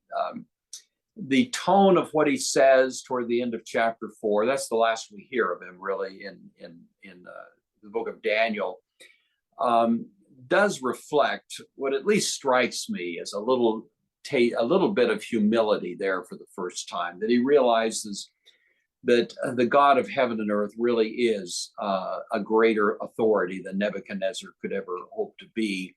And I think, we speak about Christian regeneration where God changes the heart. I think in Nebuchadnezzar's case, regeneration took about 7 years. And I think when he came back, there was a heart that was there. In fact, later Daniel has a vision, and some people think the vision is actually of Nebuchadnezzar, where you do have a heart that's placed in this individual. So I don't know. I can't. I'm not going to be dogmatic about it, but it just seems to me you have a little bit of a different tone with Nebuchadnezzar at the end of chapter 4. From that point on, the narrative is talking about others. It gets to Belshazzar, who was like the great-great-grandson of Nebuchadnezzar, and you get Cyrus and so on. And then Daniel's visions are the last part. But that's all I can really say. It's speculation, but I think it has at least. How do we see that in the historical record? Because you refer to some of those aspects of it too. Again, speculation, we grant you, but it seems to indicate maybe. How does that play out? Well, Nebuchadnezzar, there's a 7 years of silence. So it's like he was on vacation for 7 years or something. Now, how do we know it was 7 years? They've dated that, and it seems to be that way, pretty close, at least. Yeah, I'm using that number. It's an extended period. Yeah. And whether you could do the arithmetic and say it's exactly 7 years, I'm not sure, because their annals aren't necessarily all that precise. Okay. But it's certainly more than a few years. It's going to be in that region, something like that, And Nebuchadnezzar, when he comes back, does seem to be, even in the Babylonian records, a little bit of a different guy. He was much more warring before.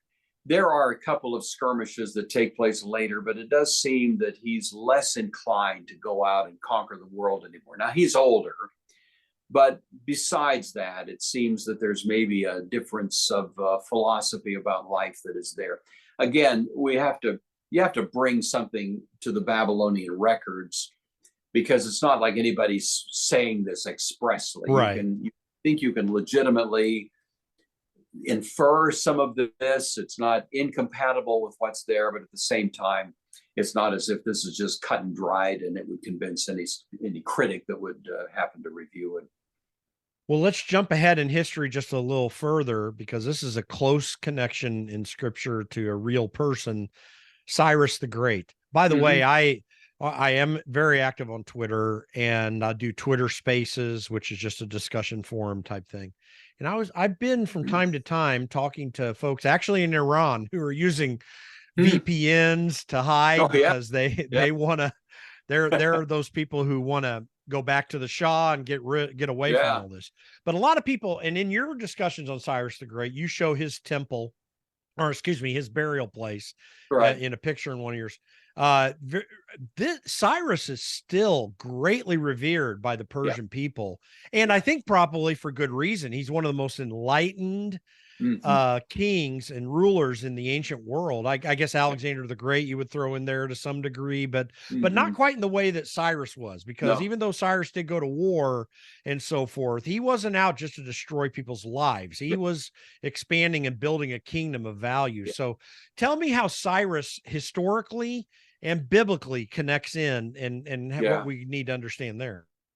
Yeah, Cyrus is he was actually a Persian prince when the Medians were dominating, and he wound up defeating his Median, I think it was father-in-law, and was able to take over the whole Persian world. And he does seem to have been an unusually enlightened character, and I don't know what it was necessarily in his upbringing or anything of the sort, but he's treated very cordially in the Old Testament.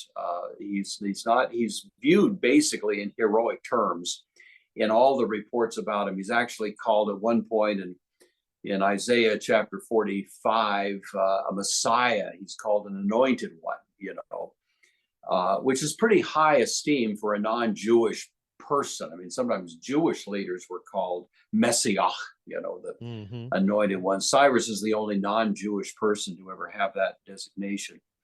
But the story of his interaction with Croesus of Sardis, that's the first time you really see kind of something of his character. As the story goes, Croesus knew that Cyrus was going to be in the vicinity, and Croesus, the ruler, he was a fabulously wealthy ruler. You've heard of the wealth of Croesus. Well, this is the Croesus, and he had sent to the Oracle of Delphi, should I go out and challenge Cyrus in battle? And the Oracle, of course, with great studied ambiguity, says, if you fight Cyrus, a great empire will be destroyed. And Croesus, of course, thought he was talking about destroying, the empire Persia. As it turns out, it was the empire of Croesus that was Yeah. destroyed. Yeah. Croesus was about to be executed. And as they were lighting the fire, and the fire was actually kind of coming up around him, but before it had reached him, Croesus looks up into heaven and says something like, "Oh, Solon, Solon, you were right, Solon." And Cyrus is standing there thinking, "What is this? This is," and they had to quickly put out the fire. It's like that in itself, this guy, wait a minute, what is this reference to Solon? Maybe Cyrus knew the name Solon. He was the great lawgiver of Athens, and Mm-hmm. thought, maybe I need to take a second look at this guy. So he extinguished the fire and actually hired Croesus to be his lifelong consultant. So Croesus had a job. He went along with Cyrus. I mean, that you just see a little bit of the humanity of him that you would look for pretty much in vain, I think, in other ancient rulers. He was a great engineer. He's the one who famously, the Euphrates is kind of a wide but shallow river at points. And so he built a bunch of canals to drain off water enough to lower the sort of elevation of the river so that the Persian army could sneak in under cover of darkness and take Babylon without shot being fired. And that's the story of Daniel chapter 5, where Belshazzar, who's this kind of arrogant ruler, his dad was out of town, who Nabonidus was the actual ruler, but he'd been gone for some years. And so Belshazzar is there celebrating, and telling people not to worry about those Persians that had Babylon under siege. They had plenty of stores. They could survive a siege for 10 years, no problem. And of course, meantime, the river is being lowered. The Persians come in under the wall, and they're able to just take the city overnight. Belshazzar's put to death, as Daniel says.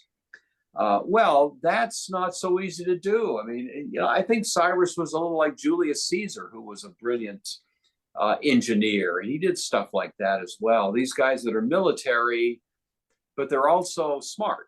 Yeah. They're not just teaching people how to shoot bows and arrows. He knows how to manipulate the environment to his advantage, and then when he finally takes Babylon, he finds this Jewish population there. And as the story goes, Josephus makes a passing allusion to this. And so we think it may be true, but Josephus can sometimes exaggerate things a bit.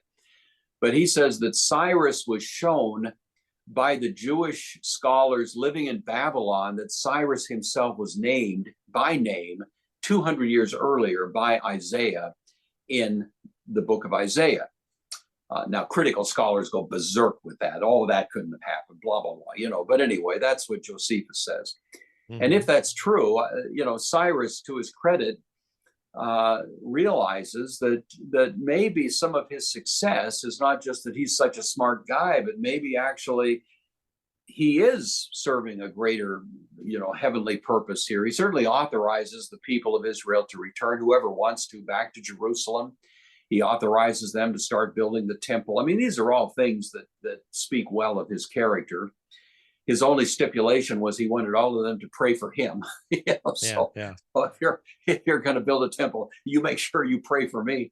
And so, I don't know what the state of his heart was. I don't think we have strong evidence that he came to any genuine faith in the God of Israel, but who knows? I mean, these are God's problems, not mine. But I think in terms of the report concerning him, he's a guy that should be respected, and there's good reason for people to this day to be celebrating his memory there in that part of the world. And that's Nehemiah and Ezra, right? So yeah, Nehemiah, if his account is accurate, he had a great deal of respect for Cyrus as well, too, as an individual, because he, through his entire effort to rebuild the temple there, he was not looking to undermine him and draw him off. He just wanted the worship of God to return. It was actually his successor.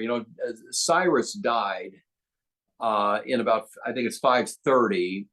He was followed by his son, who didn't have nearly the intellectual horsepower of Cyrus, whose name was Cambyses. He died in about 22 outside of Egypt. There was a short interregnum in which a guy called Pseudo-Smyrtus ruled. He was a Median. He was a usurper. He was assassinated by a guy named Darius the Persian, and he's famous in the Old Testament.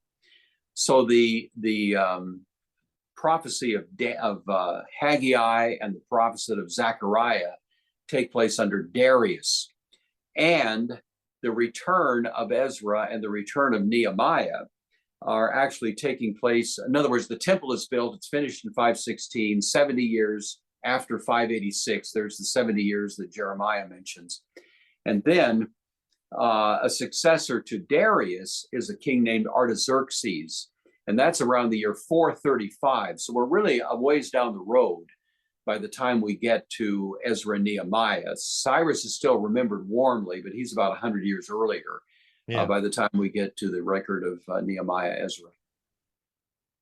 So tell me then, I want to ask you this question as we get toward the end of this.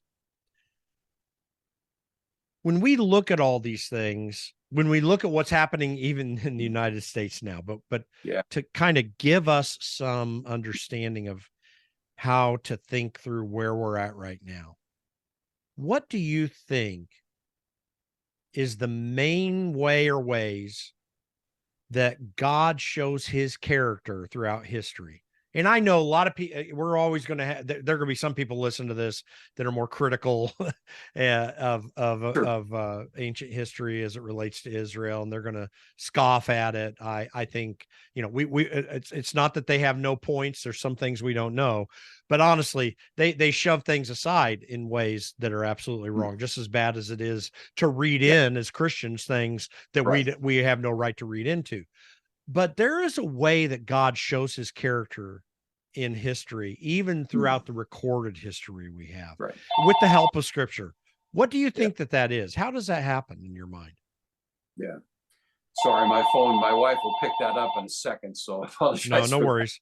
I can edit that if we need to. Yeah. I hope she's going to pick it. I'm going to let it. Yeah, she did. Okay, I think she got it. You know, my short answer to this would be, if you look, first of all, if you look at the Bible as a historical record that has a certain philosophy of life and of God and a certain kind of God with a certain kind of character, and you say, okay, to affirm that there is God is nothing new. Every ancient civilization, of course, affirmed deity or deities of various kinds, Ahura Mazda, the Persia. I mean, you got all of these deities out there. But we say, okay, if you look at the biblical record, is there anything that would suggest that this is just something other than one more example of one more God? And it seems to me that the one thing that really does astonishingly separate the God reported of in the Bible from any other deity of the ancient world, of any description, any place, is that this God is, in a word, holy, and that the holiness speaks to absolute, pure integrity and self-sufficiency, such that this God doesn't need anything. He only gives, but he gives in a way that leads people toward his own holiness. You know, you're going to look for that in vain in the Egyptian religions or any other. You just don't find it. You know, the Gilgamesh epic speaks about gods swarming like flies over the sacrifice. I mean, you just have these grotesque pictures. But the God of the Old Testament is really in a class by himself. True or not, anybody reading it would have to say, well, even if I don't believe it, it certainly does suggest this is a unique understanding of the God of history, at least as reported. That God is perfectly consistent with the deity we bump into in the New Testament. In the Old Testament, he's said to be holy, holy, holy, just, you know, raising that to the highest level of emphasis. It's repeated in the New Testament. Everything we hear about God in the New Testament is compatible with that same theme. So when you start looking down through history, it does seem that if we're looking for a common denominator that more or less ties together an undergirding theme that is not only compatible with the Bible, but is internally consistent through history, it's that idea. You know, when George Whitfield was preaching, the sermons he preached were sermons that kept calling people back to repentance before a holy God. And that's not to mention Jonathan Edwards, you know, who was way beyond Edwards and way beyond Whitfield in the same way. The work of God in history, Martin Luther, John Calvin, Augustine, the great thinkers, even Thomas Aquinas, St. Anselm, again and again, you say, you know, if you look for something that ties them together, he keeps coming back. This is a God of holy, perfect, purity, integrity, majesty, power, never a blemish, never something that would raise questions about the character of this, which is never. All the other gods, you know, they look like overgrown humans, but this one is kind of in a class by himself. And I guess that'd be the place I'd start to say, you know, if there's a dominant theme that just keeps coming up again and again, God will not tolerate sin. If people disobey God, they will finally pay consequences because he's a holy God. But he's a merciful God. So if we'll acknowledge that we're just corrupt sinners and cast ourselves on his mercy, he will in his holiness give us mercy. But if we're going to harbor arrogance and a kind of attitude that I can get along without you, well, God says, okay, fine. Let's see how that works out for you, you know? And so that'd be my short answer to the question. I think it really is the holiness of God. Absolutely. And stay with me until after I close this up. But I also want to make this point too, in relation to what you said. There are many ways that God's holiness and character show up, even in actual history, when you hear about Israel. It's not deep and full, but it's there. Mm-hmm. But the one thing you never see of God in history is a caricature of himself. And every God in that is a part of any culture, all these small g gods, they're always caricatured in some way or another. God is never caricatured either in Jewish history or when he is referred to in any form or fashion in actual history. And I think it speaks a lot, and it's subtle, and people won't pay attention to it in some ways because they're critical. But you know, you can't convince everybody. But that's the way it is. Yeah, you know, good point. I do a daily Bible reading in another podcast called Justice and Kindness. Micah 6:8, as you can tell, is.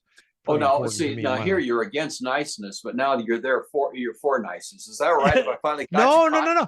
I made that distinction earlier. There's a huge difference between kindness and niceness. Okay, you win. Yeah, got it. Exactly. Huge difference. But Micah 6:8 is fundamental. It is a good foundational. I hate the 3-point sermon.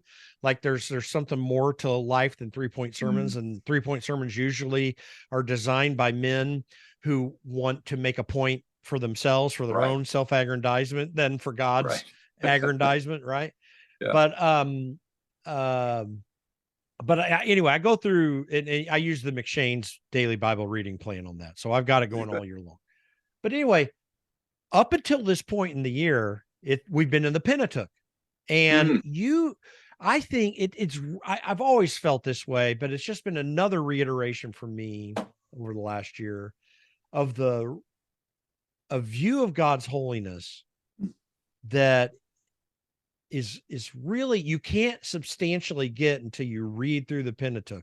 People will grab out. I remember here Ralph Reed, who used to run Christian Coalition and runs Faith and Freedom. He's been a good friend of mine since the 1980s. And he was on the Bill Maher show one time.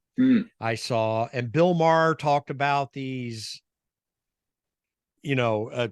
disgusting punishments or whatever, and seemingly unjust punishments in the Old Testament. And then, if you have a sense of the Pentateuch where people like Bill Maher grab that out to try to get you, you kind of miss the whole scope of it unless you go all the way through it. And especially when we're not going to talk about it now, but you can get into a discussion of the moral law and the judicial. There's an understanding of all this that's a substantive discussion.